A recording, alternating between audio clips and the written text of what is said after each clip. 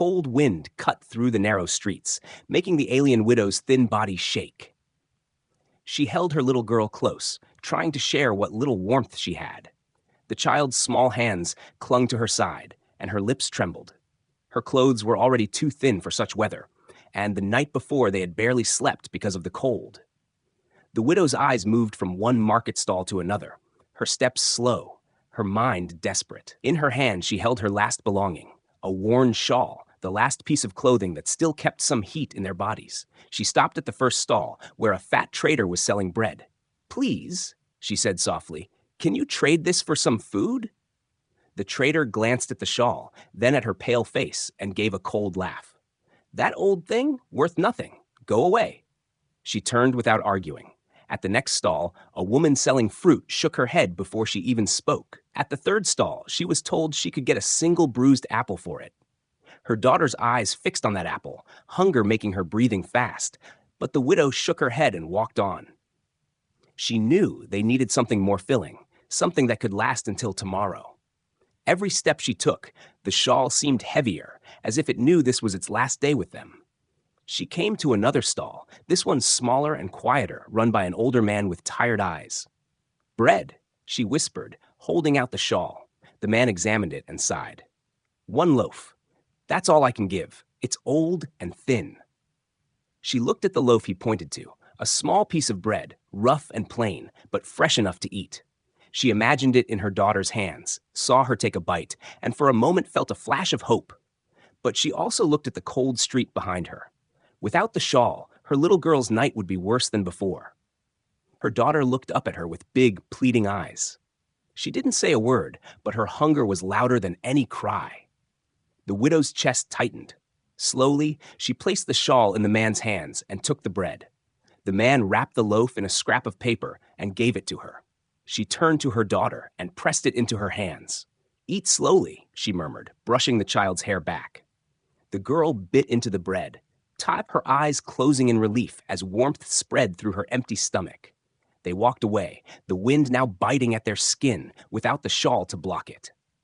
The widow wrapped her arms around her daughter, but she knew it was not enough. As they passed the corner of the market, a figure stood watching them. It was a human merchant, tall, dressed in a heavy coat, with sharp eyes that followed their every move. She didn't notice him. Her mind was only on keeping her daughter warm until they could find a place to sleep. The human's gaze stayed on them as they turned into a side street. He had seen the trade, the last piece of clothing for a piece of bread, and something about it stayed in his mind. He began walking after them, keeping a little distance so they wouldn't see. The widow found an empty space beside a closed shop where the stone wall blocked some of the wind. She sat down with her daughter on her lap. The child leaned against her, still eating small bites of the bread. Darkness began to fall.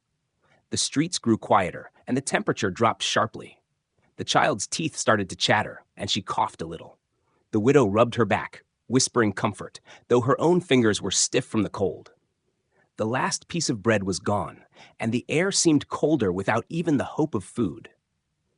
Somewhere nearby, slow footsteps approached. At first she ignored them, thinking it was just another passerby. But they didn't fade away. They came closer. The sound of heavy boots stopped just a few steps away from her. She lifted her head sharply, her heart pounding. In the dim light, she saw a shadow standing there, still and silent. Her arms tightened around her daughter. The figure moved forward, and the dim light caught his face. It was the same human from the market. He was holding something in his hands, but she couldn't see what. He crouched down so his eyes were level with hers, and the faint glow of a lantern lit his face. His expression wasn't mocking like the trader's. It was calm, almost concerned. The widow stared at him, unsure if she should speak or run. The man's breath came out in white clouds in the cold air. He looked at the little girl, then at her bare shoulders where the shawl had been. Without a word, he opened the bundle in his hands. A thick, warm blanket unfolded, and the heat from it was visible in the misty night air. He held it out toward her. The widow's eyes narrowed. She had been fooled before. Help always came with a price. She shook her head quickly, pulling her daughter closer. The little girl looked at the blanket, then at her mother. Her tiny hand reached out without thinking, drawn to the warmth. The human didn't move closer, just waited, holding the blanket in his open hands. The widow's mind raced. If she refused, her daughter would be cold all night. If she accepted, she might owe him something she couldn't pay. The child coughed again, a harsh sound in the empty street. The widow's heart broke a little more. Finally, she reached out and took the blanket, wrapping it tightly around her daughter. The girl instantly curled into it, her breathing slowing, the shivers easing. The widow kept her eyes on the human, waiting for his demand. But instead, he simply stood up and said in a low voice, "There's a place you can rest. It's warmer than here." She didn't answer, only held her daughter tighter as the human turned slightly, as if waiting for her to follow. The wind whistled through the empty street, carrying a feeling she couldn't name, something between fear and hope. The widow's eyes followed the human's back as he walked a few steps ahead, his boots crunching softly against the stone street. She hesitated, her body tense, every instinct telling her not to trust him. But the blanket around her daughter was warm, and the cold in the air was sharp enough to bite through her own skin. The little girl's small fingers clutched the blanket tighter, her eyes flicking between her mother and the man. The widow's legs moved slowly, almost without her permission, until she found herself following him through the narrow, winding streets. The man didn't speak at first. His steps were steady, confident, like someone who knew these streets well. Every now and then, he glanced back to see if they were still there. The widow kept her distance, ready to turn away at the first sign of danger. Finally, they reached a small wooden door tucked between two large buildings. The man stopped, pulling a key from his pocket. He looked at her over his shoulder. "It's warmer inside. You don't have to stay if you don't want to." She narrowed her eyes, but before she could answer, her daughter coughed, a deep, wet sound that made her heart twist. Without speaking, the man pushed the door open, and a wave of warm air slipped out. The smell of something cooking drifted toward them, making the girl's stomach growl loudly. Inside, the space was small but neat. A lantern on the table cast a soft light across wooden shelves stacked with tools and strange mechanical parts. The walls held coats, ropes, and bits of metal in neat rows. At one end, a small stove burned, sending out a gentle heat that made the cold on their skin fade almost instantly. The man stepped inside first, then moved toward the stove, picking up a pot and stirring whatever was inside. He spoke without looking at them. "Sit near the fire. She'll warm up faster." The widow didn't move. Her eyes searched the room for danger. Locked windows, sharp tools that could be weapons, the single door they had entered through. She had been in too many places where kindness was only bait for something worse. She pulled her daughter closer, but the girl had already stepped forward, drawn to the heat like a moth to a flame. "Come," the man said softly, not commanding, just suggesting. He poured thick stew from the pot into a wooden bowl, in share, the smell of meat and herbs filling the room. He placed it on the table with a spoon. "Eat." The little girl's eyes went wide, her body leaning toward the table, but the widow put a hand on her shoulder, stopping her. "Why?" she asked sharply, her voice low but steady. The man finally looked at her, his eyes calm. "Because she's hungry." The widow's grip tightened on her daughter. "Food from strangers is never free." He didn't argue. Instead, he picked up the spoon, took a slow bite of the stew himself, and swallowed. "See, not poisoned, not a trick, just food." The girl looked up at her mother with silent pleading in her eyes. Slowly, the widow released her grip, and the child stepped forward, taking the spoon in her small hand.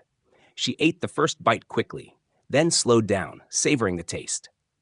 The man moved to a shelf and pulled down a folded coat, thick and lined with fur. He held it out toward the widow.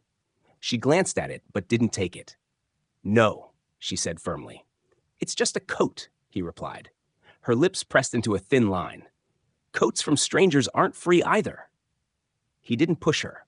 Instead, he set the coat on the chair beside her and went back to the stove, pouring himself some stew. They ate in silence, except for the sound of the little girl's spoon scraping the bottom of the bowl. When she was done, the man refilled the bowl without asking, and she began eating again. The widow's hands stayed in her lap, but her eyes kept flicking to the door. Every sound outside made her tense. The man sat opposite them, leaning back slightly. "You can stay here tonight. The wind is bad, and she won't last another night outside." The widow shook her head. We'll leave when she finishes. He didn't argue, only nodded slowly, but there was something in his expression, something that said he wasn't going to let them walk back into the freezing streets so easily.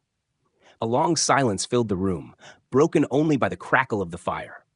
The little girl yawned, her eyelids heavy. The widow looked down at her, then back at the man. You said you knew a healer, she murmured. I do, he said. She needs medicine for that cough. I can take you tomorrow. The widow's mind raced. If she went with him, it could be a trap. But if she didn't, her daughter's cough might grow worse, and there was no one else left to help. She felt like she was walking on a thin rope between danger and survival. The man stood and began clearing the table. She almost told her daughter to get up so they could leave, but then she saw her child curled up in the blanket, warm for the first time in days. The man glanced at them. I'll be in the other room, he said. If you try to leave now, the streets will be worse than before. When he disappeared behind the door, the widow leaned close to her daughter, in stride, whispering quickly, If I tell you to run, you run. Don't look back. The girl nodded sleepily, though her eyes kept drifting closed. The widow's gaze shifted to the doorway where the man had gone. She didn't know if he was truly kind or just waiting for the right moment. Her fingers brushed the knife hidden under her ragged belt, a small blade, dull but still sharp enough to cut. She would use it if she had to. Outside, the wind howled against the walls. The warmth in the room wrapped around her like a trap she didn't want to fall into. Somewhere in her chest, a small voice whispered that maybe, just maybe, this human was different. But she wasn't ready to believe it yet. The human returned in the morning with fresh bread and a pot of something warm. The smell filled the small workshop, making the little girl's eyes open wide. She sat up quickly, the blanket sliding from her shoulders, but her mother's hand pressed gently against her chest, stopping her from rushing forward. The widow's eyes stayed on the human, cold and careful. He set the bread on the table, then ladled stew from the pot into a bowl. Eat, he said simply. The girl's head turned toward her mother again, silently asking for permission. The widow hesitated. She wanted her daughter to eat, but every bite from a stranger felt like another invisible chain binding them. The man sighed, sat down, and took a spoonful himself, swallowing it in front of them. Safe, he said. No tricks. The girl took a bite, her small body relaxing as the warmth of the food spread through her. She ate quickly, but her mother reminded her in a low voice, slowly. The human noticed and poured more stew into the bowl without saying a word. As the girl ate, the man turned to the widow. You need clothes, he said. He reached behind him and pulled out a coat from the chair where it had been left last night. Put this on. You'll freeze out there. She shook her head firmly. No. Coats from strangers are never free. It's not payment, he said quietly. It's just a coat. She didn't move to take it. The man studied her for a moment, then placed it gently on the table beside her and returned to his seat. He didn't argue again. Instead, he leaned back, watching her in silence as the fire popped softly in the stove. The little girl finished eating and licked her spoon clean. The man handed her a piece of bread. She smiled for the first time since she had arrived, and the widow noticed but said nothing. Her fingers tightened slightly in her lap, the knife hidden under her clothes still within reach. The human stood and began clearing the table, placing the empty bowls in a small basin of water. You can stay until nightfall, he said. But it would be better if you stayed the night again. The wind is worse today. The widow shook her head. We will leave after this meal. His hands paused for just a moment before he continued. There's no point in being stubborn if it kills you, he said, his voice calm but heavy. Your daughter's cough is worse. I know a healer who can help. She stayed silent, but his words struck deep. The girl's cough had grown sharper, each sound making her chest jerk painfully. The widow hated feeling helpless, but trusting him felt like stepping into darkness without knowing what was there. The man noticed her hesitation and didn't press further.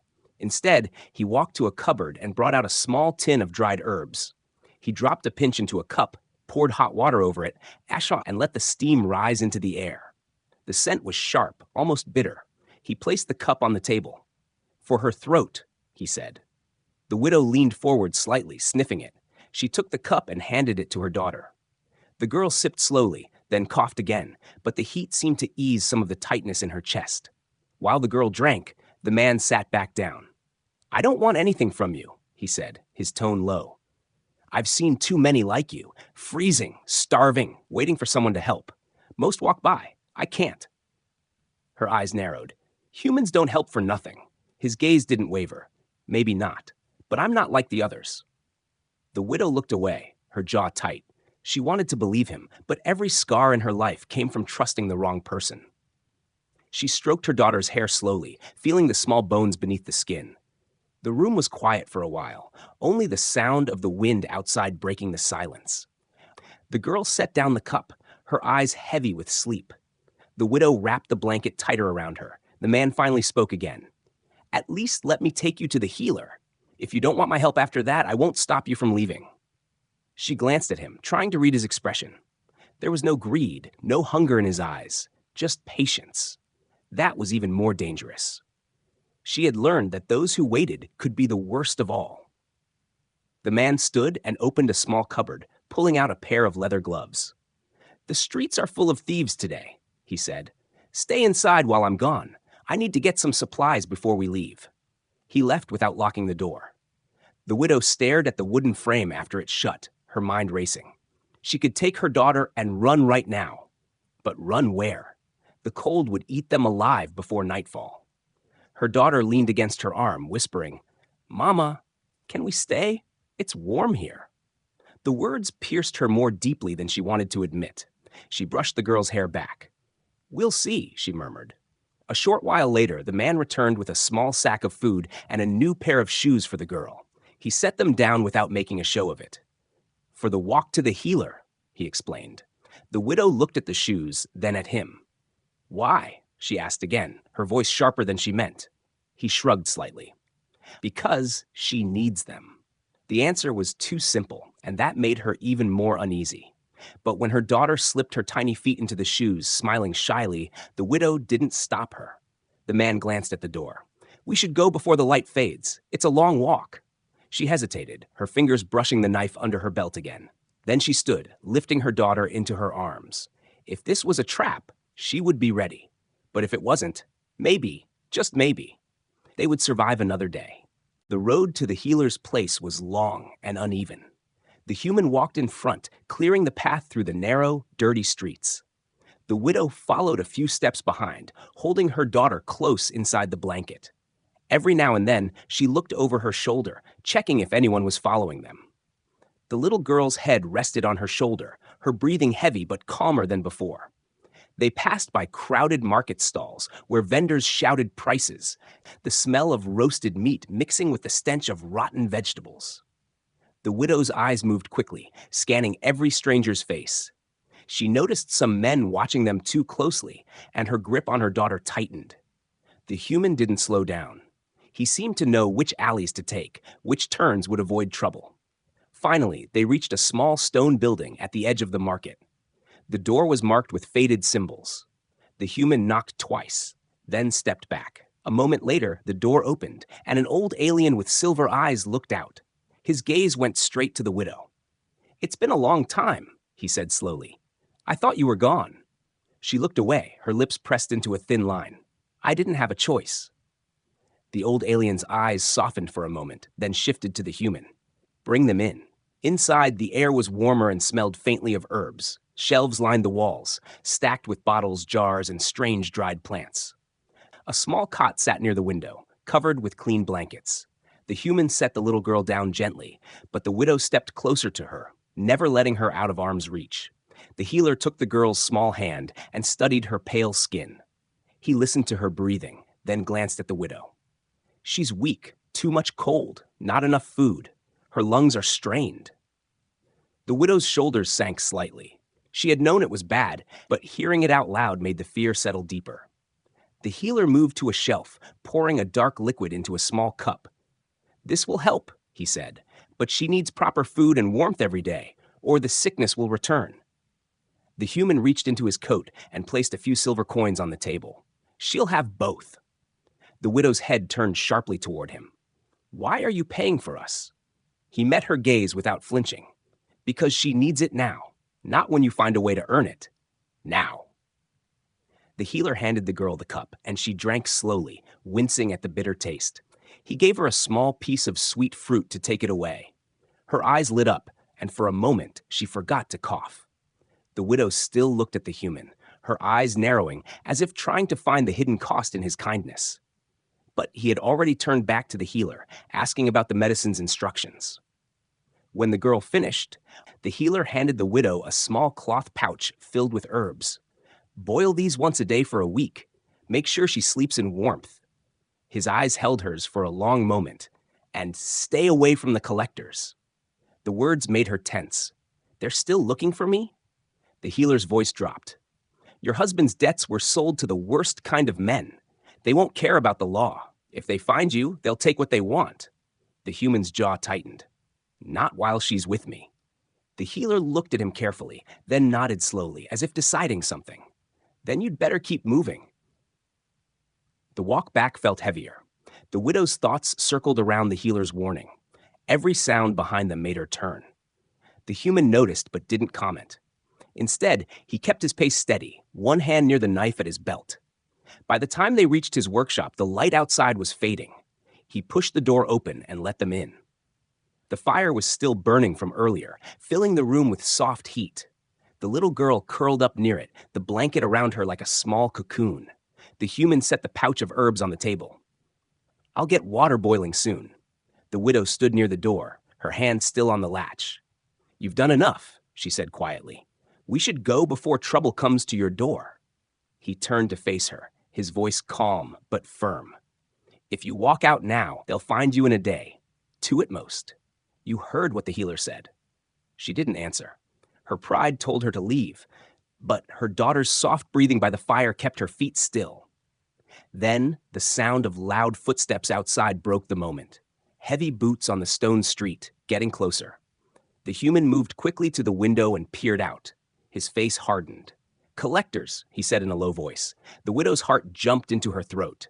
She rushed to her daughter, pulling her close. The human crossed the room in 2 steps, taking a position near the door. The pounding came next, 3 sharp knocks that made the walls shake. Open up, a deep voice commanded. We know she's in there. The widow's breath came fast. The human didn't move to open the door. Instead, he reached for the small iron bar and slid it into place, locking it. They'll break it, she whispered.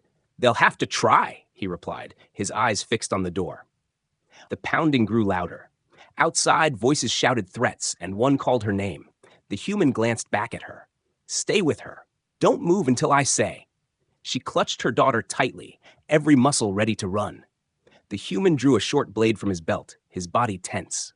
The voices outside went silent for a moment, and then the sound of wood splintering filled the air. The door shuddered under the force of a heavy kick. The human stepped forward, planting himself between the intruders and the 2 he was protecting. The widow's mind was a storm. Fear, doubt, and something else she couldn't name. This was the moment when most people left her behind to save themselves. She stared at the human's back, wondering if he would do the same, or if he was really as different as he claimed. The door shook under another heavy blow, dust falling from the frame. The human's grip on his blade tightened, his stance firm. Outside, one of the collectors shouted, Step aside, human. We only want what's ours. Another voice added, The debt was never paid. The girl will cover it. The widow's heart pounded so hard she could hear it in her ears. Her arms tightened around her daughter until the child whimpered. She wanted to run, but there was nowhere to go, only the door in front of them and the men behind it. The human's voice was calm, but it carried a sharp edge. She owes you nothing. You're not taking the child. Laughter came from outside, harsh and cruel. You think you can stop us? You're just one man. There are 4 of us out here. The human didn't answer. He stepped closer to the door, his eyes locked on the spot where it would give way. Another slam made the wood crack. The widow flinched, pulling the girl behind a chair. Her breathing was fast, her fingers brushing the small knife hidden at her waist. She knew if they got through, she'd have to fight too, even if she had no chance. The next kick burst the latch. The door swung open with a crash, and cold air rushed in. 4 large aliens filled the doorway, their faces twisted with greed. One pointed at the widow. Her. Now. The human moved before they could take a step inside. His blade flashed in the dim light, and the first collector staggered back, clutching his arm where blood now dripped. The others roared and pushed forward. The narrow doorway worked in the human's favor. Only one could attack at a time, and he used it well. He slammed the second collector into the frame, knocking the breath from his lungs. The third tried to swing a heavy club, but the human ducked and drove his shoulder into the alien's chest, sending him stumbling back onto the street. The fourth managed to slip past, rushing toward the widow and her daughter. The widow's heart froze, but her hand moved on instinct. She pulled the dull knife from her belt and slashed wildly, catching the alien across the cheek. He roared in pain, but before he could strike her, the human grabbed him from behind and threw him into the wall. The attackers regrouped outside, glaring in. One spat on the ground. "This isn't over. You can't hide her forever." Then they backed away into the shadows, their footsteps fading down the street. The human closed the door and slid the iron bar back into place. His breathing was steady, but a small cut on his cheek dripped blood. The widow stood frozen, her daughter clinging to her skirt. He turned to them. "Are you hurt?" She shook her head slowly, still trying to understand what had just happened. No one had ever stood between her and danger like that before, not without wanting something in return. "Why did you?" she began, but the words stuck in her throat. "Because they had no right," he said simply, wiping his blade and setting it on the table. The little girl peeked out from behind her mother, her wide eyes fixed on him. "They'll come back," she whispered. "Yes," the human admitted, crouching down so he was level with her. "But I'll be ready." The widow's chest felt tight. Part of her wanted to grab her daughter and leave immediately before more trouble came. Another part, one she didn't want to listen to, wanted to believe his words. He poured water into a basin and cleaned the cut on his face without complaint. Then he looked at the widow. "You can't go back to the streets. Not now. They'll be waiting." Her voice was low, almost defensive. "I've been running for years. I can do it again." "Not with her," he said, nodding toward the child. "Not in this weather, and not when they know your face." She didn't answer. The truth of it weighed heavily on her, pressing against the wall she had built around herself. The human went to the cupboard, pulling out a small pouch of dried food and a water skin. "We leave at dawn. I know a place far from here where they won't follow." The widow frowned. "And why would you take us there?" His eyes met hers. "Because I can't stand by and watch them take you." She looked away, brushing her daughter's hair with her fingers. The girl leaned into her touch, her eyes still fixed on the man. "Mama, can we stay with him?" The words made the widow's throat tighten. She wanted to say no, to keep their world small and safe, but she remembered the cold nights, the empty stomachs, the times she had almost lost her little girl to hunger or sickness. She glanced at the door, yea, at the broken latch and the splinters on the floor. The collectors would come again, maybe tomorrow, maybe tonight. And if they caught her without someone like him to fight them off, she didn't want to think about it. The human noticed her hesitation, but didn't press. "Think about it," he said quietly, then began fixing the lock as best as he could. The widow sat with her daughter near the fire, the blanket wrapped tightly around them. She listened to the sound of his tools working, each click and scrape strangely comforting. When he was done, he sat across from them, leaning his elbows on his knees. "Get some rest. Tomorrow will be a long day." She didn't promise she would stay. She didn't promise she would leave. But as she watched him check the windows and secure the room, she felt something she hadn't felt in a long time. Like maybe, just maybe, they weren't alone anymore. The first light of dawn slipped through the cracks in the shutters, painting thin lines of gold across the floor. The human was already awake, packing a small bag with food, a water skin, and the pouch of herbs from the healer. His movements were quick but quiet, careful not to wake the little girl still curled up under the blanket. The widow sat against the wall, her eyes open. She hadn't slept much. Every time she closed her eyes, she saw the collectors' faces at the door. Her fingers kept brushing the knife at her waist, a habit she couldn't break. She watched the human as he worked, wondering why he was still there. Most people would have sent her away by now. He glanced at her. "We should leave before the market wakes. Fewer eyes on us." She didn't answer, only nodded. He handed her a small bundle of bread and dried meat. "For the road." She hesitated before taking it, as if it might burn her fingers. They woke the little girl, who rubbed her eyes and yawned. The human helped her into her coat and boots without saying much, his hands gentle but efficient. The widow noticed how her daughter didn't pull away from him anymore. That made something tighten in her chest. When they stepped outside, the air was sharp with cold. The streets were still quiet, the market stalls closed, only a few people moving about. The human led them through narrow alleys and back lanes, avoiding the main road. His eyes kept scanning the shadows, his hand never far from the hilt of his blade. The widow kept her pace steady, but inside she was tense. She had been on the run before, but never with someone else in charge of the path. It felt strange not to be deciding every turn, every hiding place. They moved quickly until they reached the edge of the city, where crumbling walls and broken gates stood as the only barrier to the frozen fields beyond. The wind was harsher here, carrying the faint smell of smoke from distant chimneys. The humans stopped for a moment, scanning the horizon. "We'll follow the riverbank. It's slower, but harder for them to track us." The widow frowned. "You think they're already looking?" "I know they are," he said. "Men like that don't wait." They continued walking, the ground crunching under their boots. The little girl stayed between them, her small hand gripping her mother's fingers. Every so often, the human would glance down at her, checking if she was keeping up. Hours passed, and the city was far behind them. The cold bit at their cheeks, but the movement kept them warm. At midday, they stopped under the shelter of a fallen tree. The human started a small fire and handed out bread. The girl ate eagerly, crumbs clinging to her lips. The widow took small bites, her eyes on the path they had come from. The human followed her gaze. "We've put enough distance for now, but we'll keep moving until night." As they prepared to leave again, a faint sound reached them, the soft crunch of footsteps that weren't theirs. The widow's body went rigid. The human's hand moved to his blade. He signaled for them to stay low and stepped away from the fire, scanning the trees. A shadow moved between the bare trunks, then another. The widow's breath caught. It wasn't the collectors. They moved differently, slower, as if circling. The human's voice was low. "Hunters, not after us specifically, but we're in their way."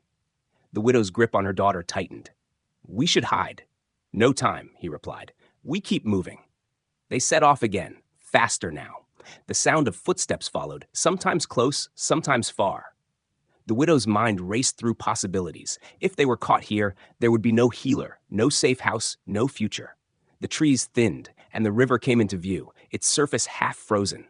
The human led them along the bank, their boots slipping on patches of ice. Behind them, the hunter's pace quickened. The little girl stumbled, and the widow caught her. The human turned, his eyes sharp. "Go ahead," he said. "I'll slow them down." The widow's voice rose in panic. "You can't fight them alone." "I'm not asking," he said firmly. "Go." He drew his blade and moved back toward the sound of their pursuers. The widow hesitated for a heartbeat, then scooped up her daughter and ran along the riverbank. Every step felt heavier, the cold wind slicing against her skin. A shout rang out behind her, then the clash of steel. She wanted to look back, but she forced herself forward. Her daughter's small voice whispered in her ear, "Will he be okay?" She didn't know the answer. The sounds of fighting grew fainter, replaced by the rush of the river. The widow slowed, her legs trembling. Then, out of the corner of her eye, movement. Someone was running toward her. She spun around, knife in hand, ready to fight. It was the human.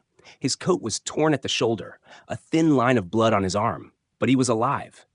"They won't follow," he said, breathing hard. "Not after that." She wanted to ask what he had done, but the look in his eyes told her not to. Instead, she nodded and began walking again. As the sun dipped low, they reached a rocky outcrop that shielded them from the wind. The human built another small fire, and they huddled close. The little girl fell asleep quickly, her head on her mother's lap. The widow stared at the flames, her voice barely a whisper. "You could have left us back there." "I could have," he agreed, "but I didn't." She met his eyes across the fire. There was no pride in his voice, no demand for thanks, just the truth. And somehow that truth was more dangerous to her heart than any blade.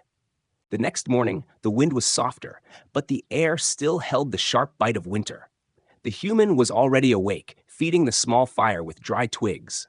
The widow opened her eyes slowly, finding her daughter still wrapped in the blanket, warm and safe beside her. For the first time in a long while, the child's breathing was easy, not broken by coughs. They ate a quiet breakfast of bread and dried fruit. The human checked the path ahead while the widow gathered their few belongings. Her eyes followed him as he moved, and she found herself wondering again why he was doing all of this. Every other person she had met would have demanded something by now. They set off, walking across open fields until they reached a stretch of land dotted with small, abandoned buildings.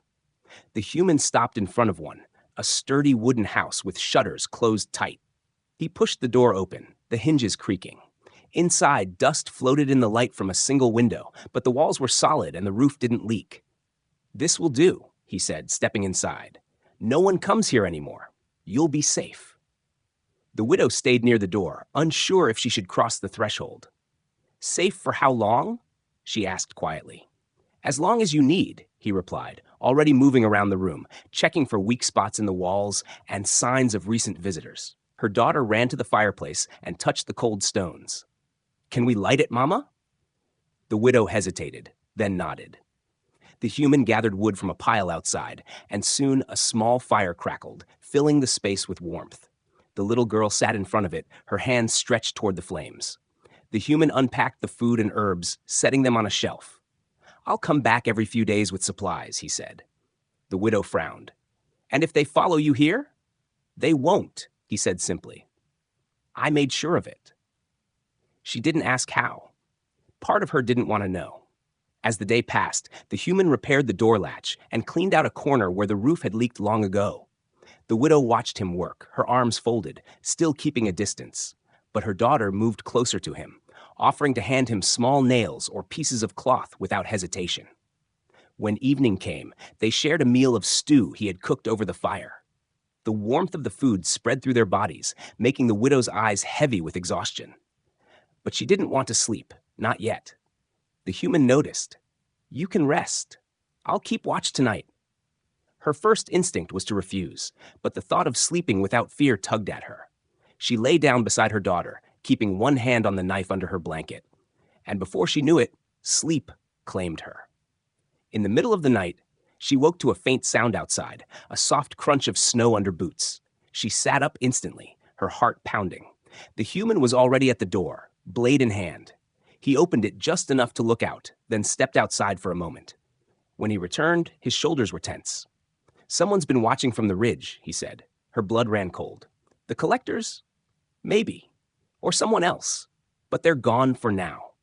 She held her daughter close, the old fear flooding back. The human crouched beside them. "They won't touch you," he said, his voice steady. The next morning he left early, saying he needed to check the nearby area for signs of trouble.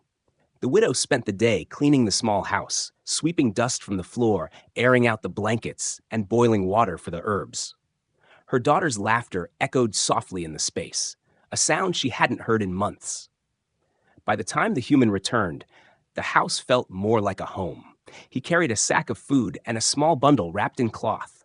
He set it on the table and opened it, revealing a dress for the little girl and a thick coat for the widow. The widow stared at the coat for a long moment before finally reaching out and taking it. "Thank you," she said, her voice quieter than she meant. He only nodded. As night fell again, they sat by the fire, the little girl curled up with her new dress folded neatly in her lap. The widow watched the flames, her thoughts heavy. She had spent so long believing she could survive alone, trusting no one. But here was a man who had risked his life for them, asked for nothing, and still stayed. She looked at him across the fire. "You've done more for us than anyone ever has." "Why?" He met her eyes. "Because no one should have to sell the clothes off their back to feed their child. Not in my sight." Her throat tightened, but she didn't look away. "And if they come back?" His voice was calm, but there was iron in it. "Then they'll find me waiting." Silence settled between them, but it wasn't the cold, empty silence she had known before. This one carried a strange warmth, like the fire that kept the dark away. Outside, the snow began to fall again, covering the ground in a soft white blanket. The little girl's breathing slowed as she drifted into sleep. The widow reached over and pulled the coat tighter around her shoulders. feeling, for the first time in years, that maybe the running could stop. But high on the ridge beyond the fields, a lone figure watched the light from their window. His breath rose in the cold air before he turned and disappeared into the night, leaving behind only the faint imprint of boots in the snow.